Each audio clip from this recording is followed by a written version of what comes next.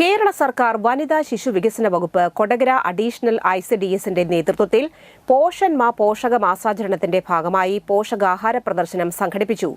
Kodakara community ഹാളിൽ നടത്തിയ പോഷകാഹാര പ്രദർശനം കൊടകര പഞ്ചായത്ത് പ്രസിഡന്റ് അമ്പിളി സോമൻ ഉദ്ഘാടനം ചെയ്തു.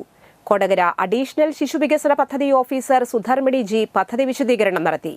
ക്ഷേമകാര്യ standing committee chairman Joy Nellissery, Kodakara panchayat ICDS supervisor PM Soumya, Mattathur panchayat ICDS supervisor Sudhakumari V, Kodakara additional psycho social കൌൺസിലർമാരായ സ്റ്റെല്ല, ദീപ്തി, ജിനി എന്നിവർ നേതൃത്വം നൽകി.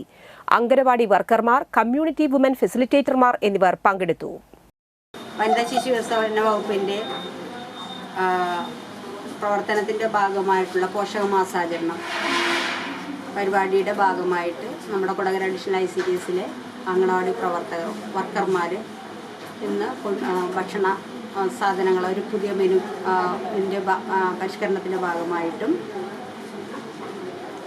പിന്നെ ചെറിയ അതായത് 6 മാസം മുതൽ 3 വയസ്സ് വരെ അല്ലെങ്കിൽ 3 തൊട്ട് 6 വയസ്സ് വരെ പ്രായമുള്ള കുട്ടികൾക്കും കഴിക്കാവുന്ന